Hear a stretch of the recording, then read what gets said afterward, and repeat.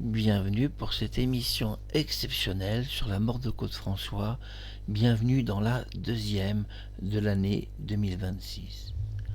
Aujourd'hui, je vais vous parler de Marie-Thérèse, l'attachée de presse de Claude François. Il y a eu, le jour de la mort de Claude François, 3 témoins de sa mort. Il n'en a resté officiellement que 1, verbalement et par écrit. Je dédie mon émission à Claude François Junior, le fils de Claude François, et à Jean-Marc. Je dédie mon émission à la capitaine des Claudettes, à Sylvie Mathurin, son habilleuse, et à toutes les Claudettes qui ont fréquenté et aimé Claude François. Aimé amicalement, parce que nous savons que Claude ne couchait pas avec ses Claudettes. C'est un grand secret qui est connu par la sœur de Claude François. Bienvenue dans cette émission sur la mort de Claude François. Nous allons parler de Marie-Thérèse aujourd'hui. Mais avant toute chose, j'aimerais dire que je respecte la personne et c'est surtout, je vais vous dire au nom de l'information importante et réelle que je vous parle. Ce n'est pas pour diffamer ou salir Marie-Thérèse, qui est une bonne personne. Je l'ai expliqué, si quelque chose a été caché dans la mort de Claude François, ça a été caché pour son bien. Uniquement et pour son image artistique et pour son bien. C'est tout, c'est qu'il y a d'important à savoir. Marie-Thérèse est brune, un peu gitane, très belle, et je vous propose, comme je la trouve très jolie, de voir ensemble sa photo. Je vais donc couper ma caméra et regardons ensemble sa photographie.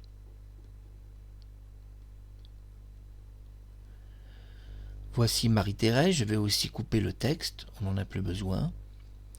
Marie-Thérèse est très belle, une brune, un peu gitane d'ailleurs. Elle a des lèvres assez rouges. À l'époque, elle avait des lèvres un peu pincées et serrées. Aujourd'hui, elle a des lèvres un petit peu plus larges.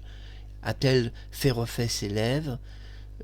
Voilà, il y a des gens qui se font refaire un peu, mais je trouve que ses lèvres sont un peu trop charnues aujourd'hui. Alors qu'à l'époque, elle avait des lèvres très fines, très belles, bien maquillées. C'est une fille qui se maquille sous les yeux, qui aime bien porter des bijoux, elle porte des boucles d'oreilles, elle est très féminine, elle porte un petit foulard, et vous allez savoir beaucoup de choses sur elle aujourd'hui, parce que je sors la grande valise.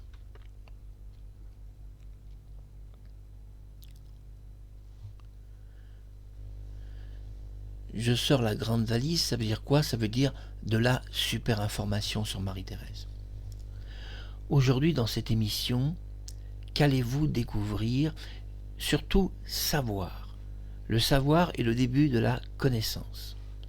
Marie-Thérèse est brune, vous le savez, c'est son attachée de presse, vous le savez aussi. Il y a des choses que vous ne savez pas. C'est l'adresse de Marie-Thérèse, où habite-t-elle dans Paris?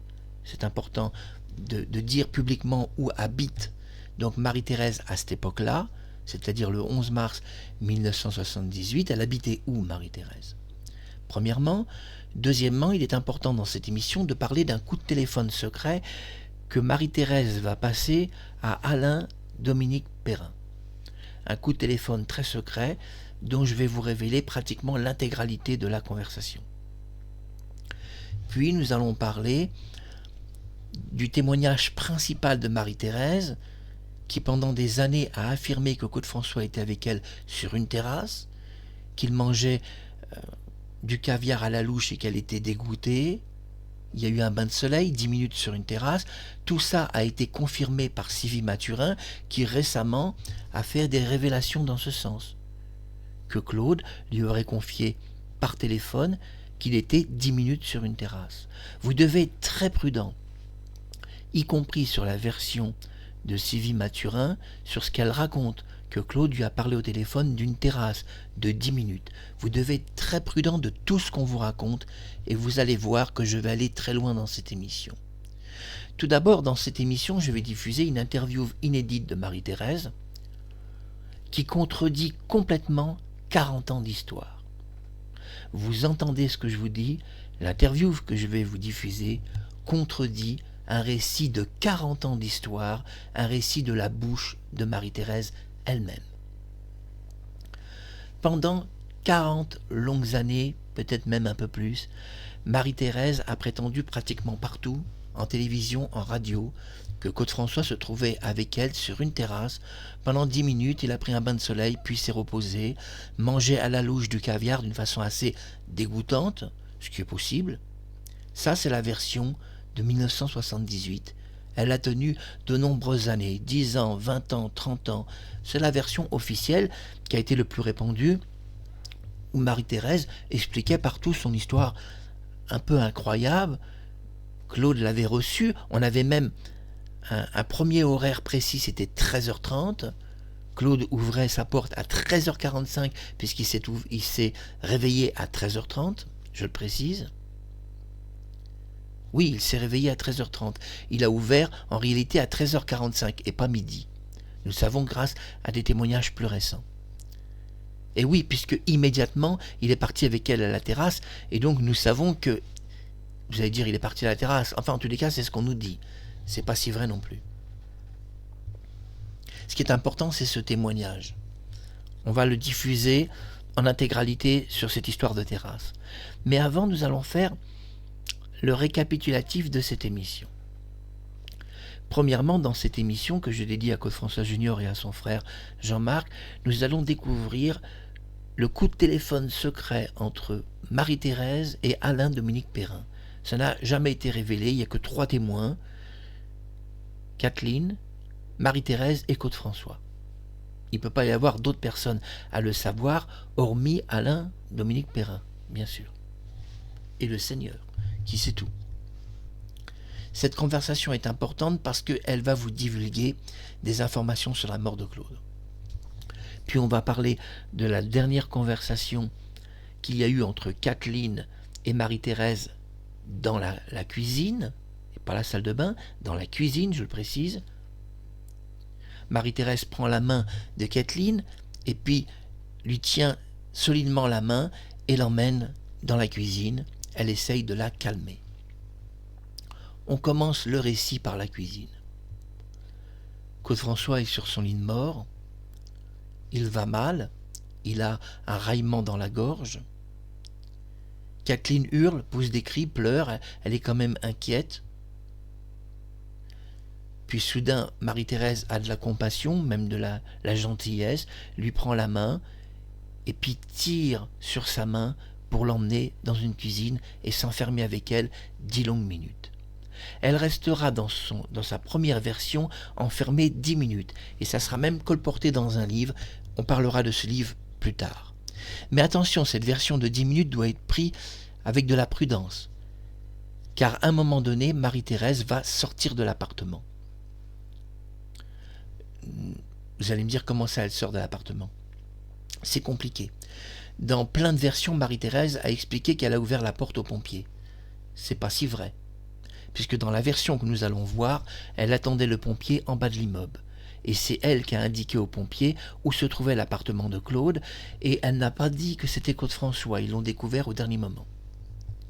Vous allez me dire, on est embrouillé, on ne comprend plus rien. On va récapituler. Pendant 40 ans, Marie-Thérèse a expliqué qu'elle était sur une terrasse avec Claude François. Jusque-là, c'est pas trop compliqué. Qu'il mangeait à la louche du caviar et qu'elle était dégoûtée. Jusque-là, c'est pas très compliqué. Ça, c'est la version qui a tenu 40 ans. Mais dernièrement, elle a fait une toute nouvelle déclaration et a contredit elle-même son propre témoignage. Et nous allons voir ensemble cette contradiction forte. Il n'y a plus de terrasse, il n'y a plus de caviar que Claude François a mangé devant elle, il n'y a même plus de bain de soleil. Tout ça n'a jamais existé, et d'ailleurs, elle l'avoue elle-même devant un micro qui appartient à Fabien Lecoeuvre pour une émission inédite. Dans la première version, donc, Marie-Thérèse se trouve avec Kathleen dans la cuisine. Elle lui explique de se calmer, de toute façon on ne peut plus rien pour Claude François. Il est sans doute déjà pratiquement mort.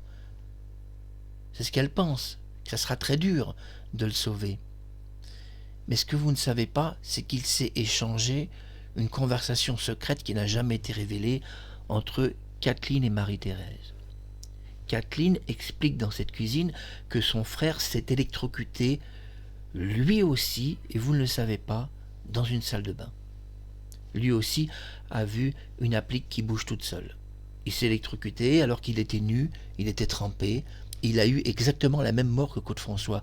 Elle explique dans cette cuisine que son frère s'est électrocuté de la même manière. Marie-Thérèse est intéressée par son récit. Et nous allons stopper ici ce récit, je ne peux pas vous en dire plus, car le papillon Icare s'approche près de la lumière, mais il y a des choses que je ne peux pas vous dire maintenant. Mais en tous les cas, c'est déjà dit, leur conversation a tourné autour du frère de Kathleen, où Kathleen explique que son frère s'est électrocuté, je le précise au public, dans une salle de bain. Lui aussi, il a vu quelque chose bouger tout seul. Comme Claude François, c'est la même électrocution, dans les mêmes circonstances identiques. Ce qui laisserait penser que l'électrocution de Claude François n'est qu'un copier-coller d'une histoire qu'il n'a jamais vécue lui-même. Et mon raisonnement semble assez tenir la route tout de même, même juridiquement. Parce qu'il est peu probable qu'une femme ait eu deux hommes dans sa vie, un qui soit paraplégique à vie, son frère, électrocuté par une applique qui bouge toute seule, dans une salle de bain et tout nu, et Claude François lui aussi, électrocuté dans une salle de bain tout nu, une applique qui bouge toute seule, mais lui, pire que tout, il est mort. Le frère de Kathleen, paraplégique à vie, son amant, son futur mari, lui est mort. On imagine mal deux électrocutions identiques pour la même femme, à moins qu'elle porte malheur. Le malheur existe parfois. Un peu d'humour fera du bien sur YouTube et je m'excuse auprès de l'équipe, mais c'était important à dire tout de même. Ce qui est important maintenant, c'est le coup de téléphone. Alors que Marie-Thérèse a contacté un médecin généraliste, qu'elle connaît d'ailleurs personnellement. Oui, c'est un médecin que Claude François a déjà rencontré, mais c'est surtout quelqu'un que Marie-Thérèse connaît personnellement. C'est un médecin qu'elle connaît bien, et elle était pratiquement sûre que ce médecin allait se rendre au domicile de Claude François, et donc elle discute au téléphone, explique que Claude a un problème à la gorge, à la voix, et de venir. Le médecin refusera. Claude a souvent des problèmes à la voix. Bon, à chaque fois il vient, on lui donne des sprays pour la gorge, mais c'est pas si grave. En fait, Marie-Thérèse explique pas que Claude a des doigts carbonisés et qu'il est mourant. Elle ne donne pas assez de détails. Elle ne parle pas non plus d'électrocution. Parce que si elle avait dit « il s'est électrocuté, il a des doigts carbonisés, venez, c'est urgent », il serait quand même venu. Mais là, l'histoire va tourner autour d'une voix, autour d'un problème vocal. Alors, il est possible que Marie-Thérèse n'ait pas vu les doigts calcinés, puisque selon le récit officiel, les doigts étaient calcinés.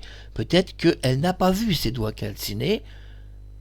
Écoutez, oui, elle quitte une terrasse, elle n'a peut-être pas vu les doigts calcinés.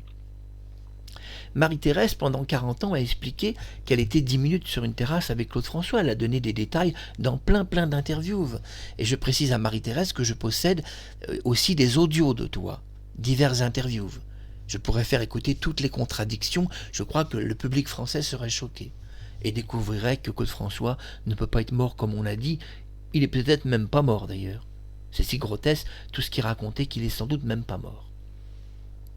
Ce qui nous intéresse maintenant, c'est le coup de téléphone, puisque nous avons découvert la conversation entre Kathleen et Marie-Thérèse qui tournait autour de l'électrocution du frère de Kathleen, resté paraplégique à vie dans un fauteuil roulant, une électrocution identique à Claude François. Ce qui nous intéresse maintenant, c'est parler de Alain-Dominique Perrin. Marie-Thérèse n'a jamais révélé la conversation qu'il y a eu entre eux deux au téléphone. Quand Alain-Dominique Perrin lui téléphone, il a du mal à la joindre. Marie-Thérèse explique au téléphone, et je révèle cette conversation top secrète, que Claude François est mort, on vient de lui annoncer, mais qu'elle a contacté divers journalistes pour faire un démenti de la mort de Claude François. Non, Claude François n'est pas mort, elle a fait elle-même un démenti qu'il était toujours en vie. En effet, nous apprenons dans cette conversation qui n'a jamais été rendue publique qu'elle explique à Alain-Dominique Perrin qu'elle a fait un démenti sur la mort de Claude François. Il n'est pas mort, explique-t-elle aux journalistes, c'est une fausse information, on vous dit qu'il est mort partout, je vous confirme qu'il n'est pas mort. Et puis, soudain, Dominique Perrin téléphone, Et c'est là qu'il demande, il est mort ou il n'est pas mort, Claude? Vous savez, il commence à entrer quand même dans la conversation avec elle. Que se passe-t-il? On a du mal à te joindre, etc. Et Marie-Thérèse explique qu'elle était elle était au téléphone avec des journalistes à expliquer à diverses personnes que Claude François n'était pas mort, que c'était simplement une rumeur, et qu'elle établissait maintenant un démenti, qu'il allait bien, et qu'il serait donc au rendez-vous du dimanche dans l'après-midi. Au moment où Marie-Thérèse explique ça à la presse française, on doit savoir que depuis au moins 5 minutes, elle sait qu'il est complètement mort. C'est-à-dire qu'il est déclaré complètement mort. Et pourtant, malgré qu'il soit déclaré complètement mort, elle explique à des journalistes qu'il n'est pas mort, Claude François. Et elle fait un démenti auprès de ces journalistes, expliquant « Non, c'est une rumeur, on vous dit qu'il est mort, mais Claude n'est pas mort. Il va bien, il sera au rendez-vous du dimanche, dans l'après-midi. » On sera évidemment étonné que Marie-Thérèse, alors que depuis 5 minutes elle sait qu'il est mort et que le pompier lui a dit, puisque le secouriste est venu la voir et lui a parlé, et lui a dit on a tout tenté, on a tout fait, il est mort, et pourtant elle va prendre son téléphone et dire le contraire auprès de divers journalistes français, expliquant, excusez-moi je me recoiffe, expliquant donc, je suis perfectionniste, j'aime bien être bien coiffé, expliquant à divers journalistes, non, il n'est pas mort, Claude François, c'est une rumeur. Je dément la mort de Claude François, explique-t-elle, donc au téléphone. Elle ne va pas le dire qu'à un journaliste, mais passer plusieurs coups de téléphone. Il y en aurait 2 ou 3. Et elle dément formellement la mort de Claude François, expliquant qu'il n'est pas mort, Claude François, et que c'est donc une rumeur. Et puis elle se rétracte. Quand Alain-Dominique Perrin lui téléphone dans cet appartement, et tout ça est très secret, il lui pose quelques questions. On en est où? Qu'est-ce qui se passe? Parce qu'on ne pouvait pas les joindre. Personne ne pouvait les joindre. Et alors Marie-Thérèse avoue avoir fait une grosse bêtise, même si elle ne dit pas que c'est une bêtise. Elle explique qu'elle a expliqué à des journalistes que Claude François n'est pas mort, et qu'elle ne sait pas comment se sortir de ce pétrin. Et s'il peut venir à l'appartement lui donner un coup de main pour gérer un peu la mort de Claude François, car elle n'arrive pas toute seule à gérer la situation. C'est trop compliqué. D'autre part, elle gère l'intégralité du témoignage sur sa mort, en tant qu'attachée de presse. C'est elle qui va effectuer tous les témoignages, même celui de Kathleen, et qui va permettre au premier témoin de quitter l'appartement sans être entendu par la police. Dominique Perrin écoute cela attentivement, que Claude François n'est pas mort, que c'est une rumeur, que Marie-Thérèse est embarrassée, ne sait pas comment sortir de la situation, parce qu'elle a annoncé à beaucoup de gens qu'il n'est pas mort, Claude. Alors Alain-Dominique Perrin débarque à l'appartement de Claude François, et il va alors gérer la situation. C'est Alain-Dominique Perrin qui va gérer la situation à l'intérieur de l'appartement du Claude François, et ça n'a pas été dit. Ça a été suggéré par Marie-Thérèse, mais elle ne l'a pas vraiment dit. Et moi, j'explique tous les détails. Et quand il arrive à l'appartement, il va alors faire quelque chose qui est assez inhabituel. Il va gérer la mort de Claude François avant que la police arrive. C'est-à-dire qu'avant que la police se présente au domicile, Alain-Dominique Perrin va entièrement gérer la mort de Claude François, mais c'est même étonnant comme il l'a bien géré. On voit des Claudettes en bas de la rue, pleurant, hurlant. On voit Sylvie Mathurin, qui pleure aussi en bas de la rue, alors qu'elle explique depuis 40 ans qu'elle n'était pas dans une rue, mais dans l'appartement avec Claude François, qu'il avait les cheveux mouillés et qu'elle a mis sa tête sur ses genoux, puis l'a recoiffé. Elle a d'ailleurs trouvé étrange qu'il avait la tête mouillée puisqu'il faisait que des shampoings à sec. Oui, quelqu'un lui a lavé la tête. C'est peut-être bien Alain-Dominique Perrin qui a lavé la tête de Claude François. C'est bien possible. Mais je ne l'accuse pas, parce que dans la vie, on doit être sérieux et pas accuser les gens sans preuve. Je crois que l'équipe YouTube sera apprécier cela. Mais la mort de Claude François est gérée par un homme, Alain-Dominique Perrin, et c'est Marie-Thérèse qui demande au téléphone de venir à l'appartement pour gérer toute l'histoire. Elle ne s'en sort pas. On doit trouver une solution, surtout qu'elle a déclaré que Claude n'est pas mort, que c'est qu'une rumeur. Et l'a déclaré elle-même. Donc, Alain-Dominique Perrin arrive à l'appartement. et va commencer à gérer la mort de Claude François. Et dans cette gérance, on peut voir que presque tout est géré. On voit que les Claudettes partent dans une voiture en bas, qui est une voiture Flèche Production, où sur le toit il y avait le logo Flèche. On voit que Sylvie Mathurin pleure dans une rue, alors que dans son témoignage, elle était avec Claude François, mais en réalité, elle était dans une rue. On voit qu'Alain-Dominique Perrin va se retrouver dans une rue, donc avec les personnes qui étaient dans l'appartement de Claude François. Nous voyons que la police a, dans cette rue, ça vous ne le savez pas, fermé et encerclé 3 personnes. Oui, la police a bloqué 3 personnes dans cette rue, complètement bloquées pour pas que ces personnes parlent aux journalistes. La police, tout d'abord, sont gênées par 3 témoins. 3 jeunes filles prétendent qu'elles étaient dans l'appartement avec Claude François et qu'un homme a mouillé les cheveux de Claude François et que Claude François n'est pas mort électrocuté. Ces 3 jeunes filles sont en larmes, hurlent, crient, elles sont en bas. La police ne veut pas les entendre. Jacques Harvey, qui est en bas de l'immeuble, lui entendra leur témoignage. La police, ce qu'ils vont faire, comme ils sont très embarrassés de ces témoins, ils vont isoler les 3 témoins et les barricader. Ils vont les enfermer derrière une muraille d'acier. Vous ne rêvez pas, ils ont enfermé ces 3 témoins pour pas qu'elles parlent à la presse.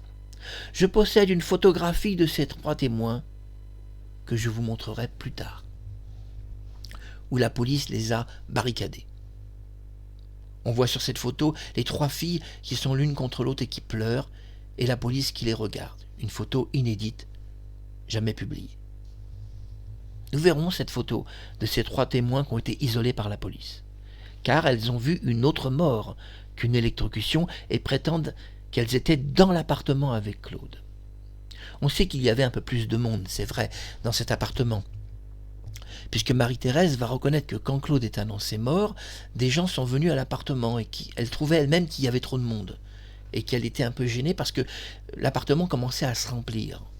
On est étonné que la police n'ait pas interdit les gens d'entrer dans l'appartement quand on sait qu'ils les ont interdits en bas d'entrer dans l'appartement. L'explication est que la police pensait peut-être que les gens qui entraient dans l'appartement étaient des gens autorisés.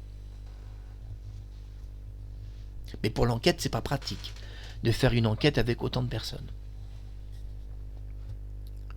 Alain-Dominique Perrin va donc gérer entièrement la mort de Claude François. On ne sait pas jusqu'à quel niveau ça a été géré. Jusqu'à quel niveau il a été. Est-ce que c'est lui qui a mouillé les cheveux de Claude François? On ne le saura sans doute jamais. Sauf si on interrogeait ces 3 témoins.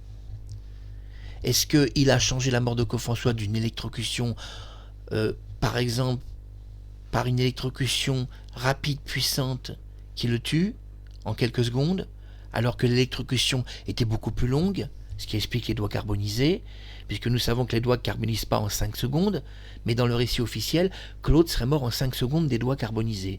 Est-ce que Dominique Perrin a changé la version de l'électrocution, expliquant que ça avait été très court finalement, pour essayer d'éviter que des personnes soient incriminées dans l'appartement de non-assistance à personne en danger? On ne peut pas savoir non plus. Mais il est clair qu'on ne peut pas mourir électrocuté en 5 secondes des doigts carbonisés. Il n'y a aucun moyen scientifique de le faire. Ça, c'est un montage 100% complet de leur part. Mais que dire alors de la participation d'Alain-Dominique Perrin? Il était là pourquoi? A-t-il changé l'électrocution de Claude François par une électrocution très courte alors qu'elle a été très longue? Si déjà on avait cette réponse, alors on pourrait peut-être dire que finalement Claude aurait pu avoir cette électrocution qui se soit passée dans des autres circonstances qui ont été cachées.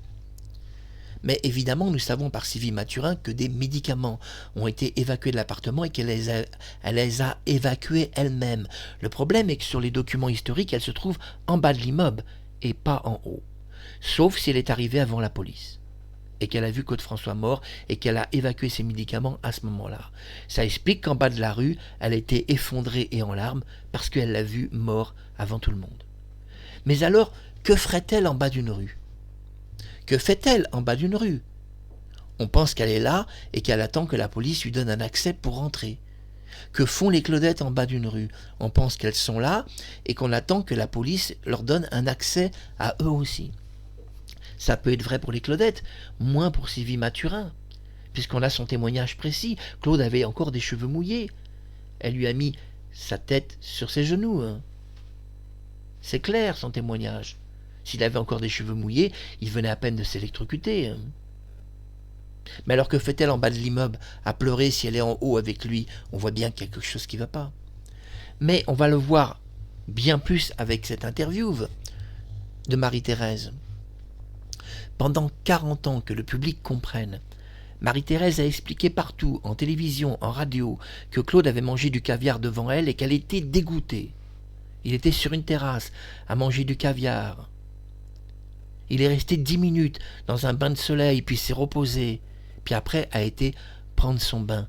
Tout ça, ça a tenu 40 ans, jusqu'au jour où j'ai expliqué à la capitaine des Claudettes, il y a une dizaine d'années, que toute l'histoire qu'on nous racontait était fausse. Qu'il n'y avait jamais eu de bain de soleil, jamais eu de terrasse, qu'on nous raconte que des mensonges sur la mort de Claude-François, et que moi je connais sa vraie mort. À partir du moment où j'ai expliqué ça à la capitaine des Claudettes, l'attaché de presse de Claude-François a changé sa version, et nous allons entendre maintenant la version moderne de la mort de Claude-François, et attention, ça décoiffe pas mal. Oubliez la terrasse, Claude-François n'a jamais été sur sa terrasse. Oubliez le bain de soleil, tout ce que vous avez entendu pendant 40 ans. Dans cette interview de Marie-Thérèse, il n'y a pas de bain de soleil, il n'y a pas de terrasse, Claude n'a pas mangé du caviar devant elle sur une terrasse, et il ne l'a pas dégoûté.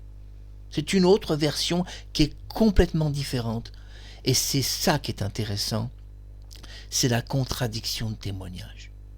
Et c'est à partir de ça que dans une procédure, dans un tribunal, si vous avez des contradictions de témoignage, vous pouvez alors annuler un accident et demander que soit rejugée une affaire.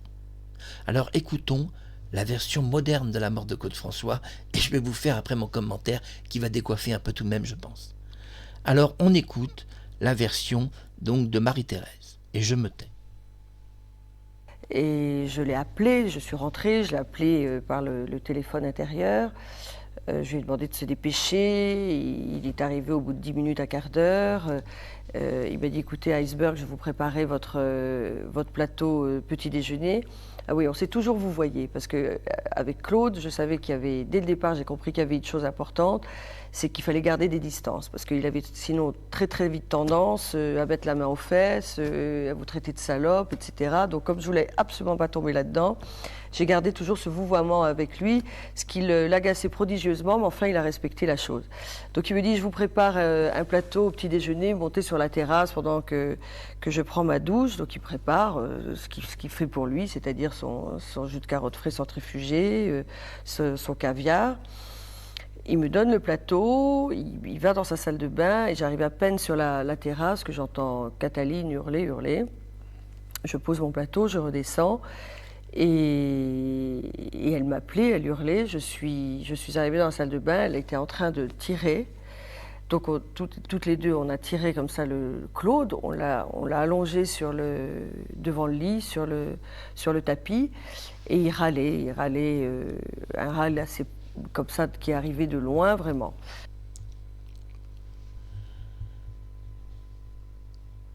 Ça fait du bien. Ça fait du bien d'entendre un interview comme ça. Une interview. Alors je vais m'adresser à Marie-Thérèse. Pendant 40 ans, Marie-Thérèse, t'as expliqué dans des plateaux de télévision, dans des radios, que Claude-François était parti sur une terrasse pendant 10 minutes, qu'il s'est allongé devant toi, il était sur sa terrasse, je le précise, 10 minutes, il s'est allongé, il a pris un bain de soleil, c'est l'histoire qui a tenu 40 ans. Qu'il a mangé du caviar devant toi et t'étais dégoûté. Je peux trouver des milliers de personnes qui témoigneront dans un tribunal que pendant 40 ans, tu as donné cette version, de ta bouche. Mais voilà, dans la version moderne de la mort de Claude-François, il n'y a plus de terrasse, il n'y a plus de soleil, il n'y a plus de caviar.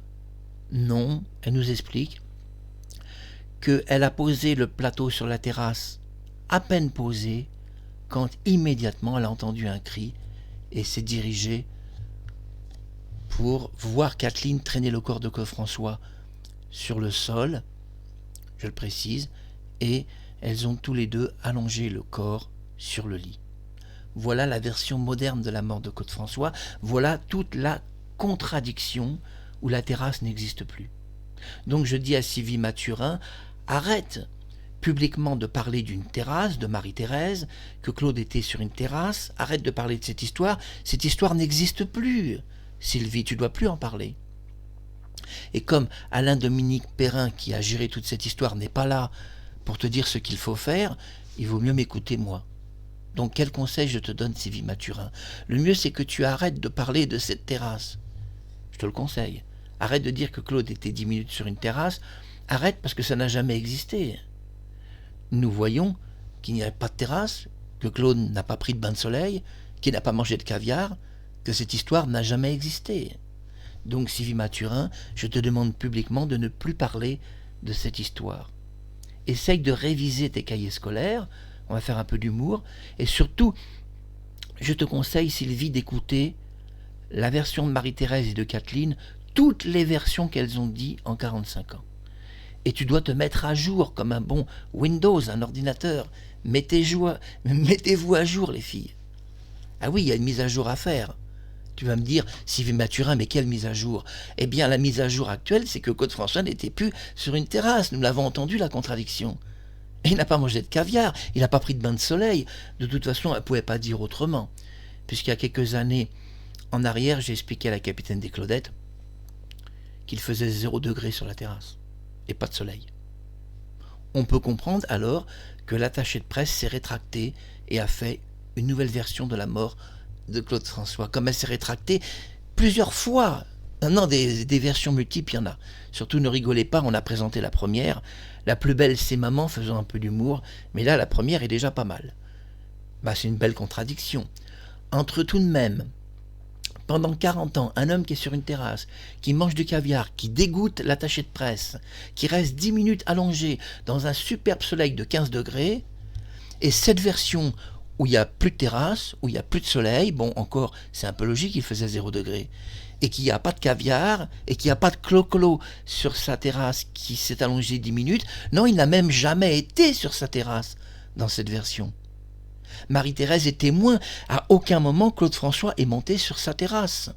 Mais alors Sylvie Mathurin nous explique que Claude lui a dit au téléphone qu'il était parti avec Marie-Thérèse sur une terrasse plusieurs minutes et qu'il avait perdu du temps sur sa terrasse. Alors oubliez aussi le témoignage de Claude François, à travers la bouche de Sylvie Mathurin, qui a évacué des médicaments ce jour-là surtout. Et qui, dans les 10 minutes, a passé plus de temps à évacuer les médicaments que sur une terrasse. Ce que je veux dire, faisons un peu d'humour, et on doit le faire. Vous comprenez la contradiction de ce témoignage. Marie-Thérèse nous explique qu'elle a à peine posé le plateau, quand immédiatement elle a entendu un cri, et qu'elle a été donc voir ce qui se passait. Vous voyez toute la différence. Alors vous me direz, une contradiction, c'est important. Oui, dans un tribunal, une contradiction de témoignage aussi importante que celle-ci ferait rejuger toute l'histoire. On ne pourrait pas dire que Claude François est mort électrocuté, ça serait plus possible. Ou même d'un accident. Avec ce témoignage-là, ça annule devant n'importe quel juge en France l'accident de Claude François. Il est immédiatement annulé si on respecte la vraie procédure légale et de justice. Mais je dis à Marie-Thérèse, tu sais que je ne te poursuivrai pas en justice parce que je t'aime infiniment et je ne veux pas te faire du mal. Moi, je sais que ce que tu as caché sur la mort de Claude François, comme Kathleen, c'était quelque chose d'un peu inavouable. C'est-à-dire quelque chose qui pouvait salir l'image de l'artiste. Et c'est tout ce qui a été caché. Quelque chose qui pouvait un peu ternir son image. Mais moi, je dis, ça n'aurait pas été gênant de dire un peu de choses qui salit un peu, qui ternit un peu, c'est pas si grave. Il y a tellement de choses qui se sont dit bien pire en 40 ans, toutes les conneries qui se sont dit sur Claude François, que de toute façon aujourd'hui ça paraît très banal de parler de ce qui s'est passé réellement. Alors vous me direz, la mort de Claude François, c'est quoi la vérité? La vérité, c'est le premier témoin qui téléphone et qui explique à la sœur de Claude François que Claude a fait une chute dans sa salle de bain, il a eu un malaise cardiaque, il n'y a pas d'électrocution. C'est la première version qui est la vraie. Après, celle qui arrive 30 minutes après par Kathleen et qui n'est même pas certifiée par la moindre déposition de sa main n'a aucune valeur juridique, puisque la police n'a rien recueilli d'officiel, ni verbal, ni écrit de sa main. Elle aurait pu signer la déposition de Marie-Thérèse qui aurait fait la traduction. Ça, il est possible qu'elle ait signé le document que Marie-Thérèse a elle-même traduite. Que dire de l'attaché de presse, parce que c'est la conclusion de cette émission. Tout d'abord, dans la conclusion, j'ai voulu apporter des lumières supplémentaires sur la mort de Claude-François. Vous avez découvert dans cette émission la participation et la gérance dans la mort de Claude-François de Alain-Dominique Perrin. Mais il y a une chose que vous ne savez pas sur Marie-Thérèse, c'est son adresse. Alors je précise à YouTube que, à mon avis, Marie-Thérèse n'est plus à la même adresse. Je pense qu'elle est sans doute à une autre adresse, mais je demande à YouTube de ne pas censurer cette vidéo. Je ne vais pas communiquer l'adresse parce qu'on n'a pas le droit de le faire, mais je vais vous dire où habite Marie-Thérèse. Le 11 mars 1978, le vrai problème du témoin, de l'unique témoin de la mort de Claude-François, qui est une attachée de presse, et qui vient d'expliquer ici dans son témoignage qu'elle a attendu les pompiers en bas de l'immeuble, et je dirais, Marie-Thérèse, je suis d'accord avec toi, tu n'étais pas avec Claude-François dans sa salle de bain, tu étais en bas de l'immeuble, ou sur une terrasse, ou en bas, on est tout à fait d'accord ensemble, sur ce point. D'ailleurs, en bas de l'immeuble, au départ, avant d'attendre les pompiers, tu as demandé au chauffeur de Claude-François d'aller chercher un médecin spécialiste de la voix. Pour un homme qui a des doigts carbonisés, c'est tout de même un petit peu énorme comme contradiction des faits. Mais oublions le fait que tu as reçu les pompiers en bas de l'immeuble dans cette version, puisque pendant 40 ans, c'est pas ce qu'elle nous a dit. Dans d'autres versions, elle nous a expliqué qu'elle a ouvert la porte aux pompiers. Et je possède ces autres versions. Où elle ouvre la porte aux pompiers, la porte du domicile de Claude-François, la porte de son appartement, elle est avec Kathleen. Mais nous voyons que dans ce témoignage, c'est pas ce qu'elle nous dit. Elle est en bas de l'immeuble, elle n'a pas ouvert la porte. Et Kathleen non plus n'a pas ouvert la porte. Dans les divers témoignages de Kathleen, Kathleen explique que la porte, elles ont ouvert la porte aux secouristes. Parfois toutes les deux. Oubliez tout ce témoignage, car nous venons d'entendre Marie-Thérèse, elle est en bas de l'immeuble, et elle reçoit pas la police, les pompiers en bas de l'immeuble. Encore contradiction de témoignage. Mais ce qui nous intéresse, ce n'est pas toutes ces contradictions qui, de toute façon, ont maintenant annulé définitivement la mort de Claude-François. Dans cette émission, sa mort est totalement annulée. Et sa mort et son accident, tout est annulé. Car à partir du moment où il y a contradiction de témoignage, toute l'histoire est fausse. Il n'y a plus rien qui est vrai. D'ailleurs, on ne sait pas s'il est vraiment mort, Claude-François, puisqu'elle a expliqué à la presse elle-même de sa bouche qu'il n'était pas mort, expliquant que c'était une rumeur. Puis se rétractant, avec Dominique Perrin, expliquant que finalement il est peut-être mort quand même, Claude-François. Il est mort, il n'est pas mort, même elle ne le savait pas vraiment. Et pourtant, on venait de lui dire qu'il était mort. Et elle disait le contraire à la presse. Oublions tous ces détails, ça n'a pas d'importance. L'important, c'est la contradiction de témoignage. Ce n'est pas les détails dans la contradiction qui intéresseront personne. Alors vous allez me dire, l'adresse, pourquoi est-elle si importante? Alors, l'adresse où vit Marie-Thérèse a beaucoup d'importance dans la mort de Claude-François. Puisqu'on sait que dans sa mort, il y a eu un premier témoin. Le premier témoin est une jeune fille qui a téléphoné à Josette, c'est-à-dire Marie-Josée, la sœur de Claude-François. Cette jeune fille explique que Claude a eu un malaise dans sa salle de bain. Il n'y a pas d'électrocution. Elle est toute seule avec Claude-François et essaie de joindre des gens. Dans le film de Samy Pavel, c'est la même chose. Kathleen explique qu'elle a dû courir chercher Marie-Thérèse sur la terrasse. Mais ici, Marie-Thérèse, dans ce témoignage, nous dit le contraire. C'est pas Kathleen qui est venue vers elle, c'est elle qui a entendu un cri et qui a été vers Kathleen. Dans le film de Samy Pavel, Marie-Thérèse n'avait entendu aucun cri. Et elle était sur la terrasse quand elle est venue lui dire sur la terrasse qu'elle avait besoin que quelqu'un parle français.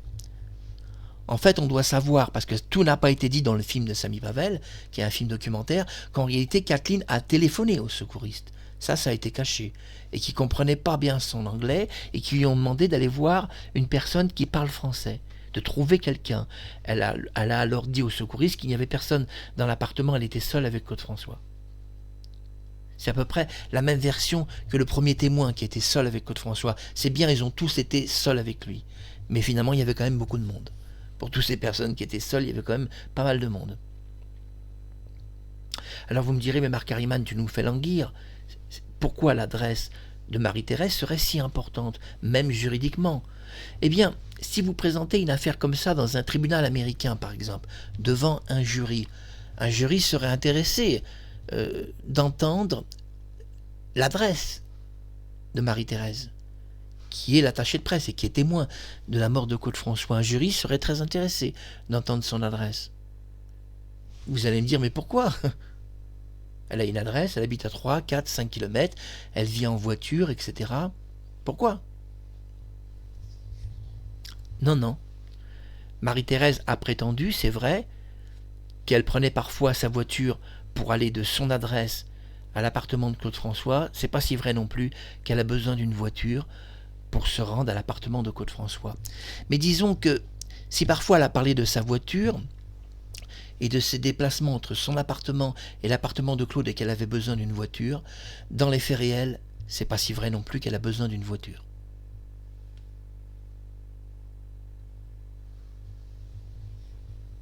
Marie-Thérèse habite en face de chez Claude François.